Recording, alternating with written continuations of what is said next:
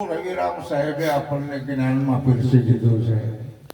એ ભૂંડા માણસની હારે ભયબંધી ન કરતા, અખાદ ચારો ન ખવાય. આ તો રાક્ષસો અને પશુઓના કામ છે.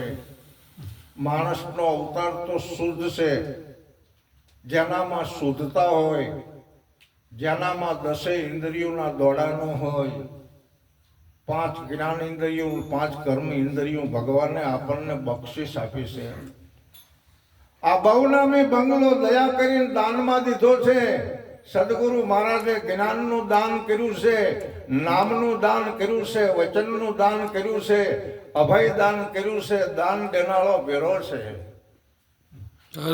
બહુ સારો મુદ્દો છે. અને આપણા ભીતરની અંદર બિરાજેલો જે મારો સદગુરુ મહારાજ ક્યારે આવે કે જ્યારે આપણે જુક્તિના પાઠની અંદર જઈએ ત્યારે આપણને જ્ઞાન આપે. માયાની હદ ગુરુ મહારાજના ચરણ સુધી છે. પછી તો ગુરુ મહારાજ આપણને માયાથી પરનો ઉપદેશ આપે છે. અને આ ઉપદેશ માણસને લાગે ને એટલે એનો બેડો પાર છે. હા, સદગુરુ મહારાજનું જ્ઞાન જેને પ્રાપ્ત થયું છે એને જીવનમાં બેડો પાર, એટલે એને સંસાર જીવનની અંદર પણ કોઈ નડતર નથી. અરે ગુરુ ઉપર લગ્ની નિસ્તિન લાવે શૈતાન કાળ જેની નજીક નો આવે. અત્યારે આ સમયની અંદર નાના નાના બાળ અને નાના નાના બાળકીઓ તમે જોવો ને તો કેટલી બધી આત્મહત્યાઓ કરે છે. અને આ જ્ઞાનથી કુટુંબની અંદર એવું નથી બનવાનું, પણ આખું ઘર જ્યારે સંપથી અને એકતાથી અને સત્સંગ સભાથી અને બધાનામાં જ્યારે જ્ઞાન આવે ને ત્યારે આખું ઘર એક તીર્થ બની જતું હોય છે. બહુ સારી વાત છે. પરંતુ અત્યારે બધા બિરાજમાન છે. એક તો રવિ સાહેબનું મેં ભજન કીધું છે, ગુરુ અને ગોવિંદ આપણી ઉપર રીસાય નહીં ને, આપણે એવું જીવન જીવવાનું છે.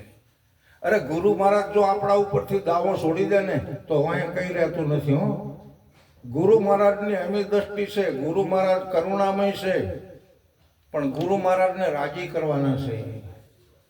ગુરુ મહારાજ રાજી શેનેથી થાય? પાનું આપી દઈશું, ચાંદી આપી દઈશું, આપણે પૈસા ઢગલો કરી દઈશું, શેનેથી રાજી થાય? ગુરુ મહારાજ પ્રેમને રાજી છે.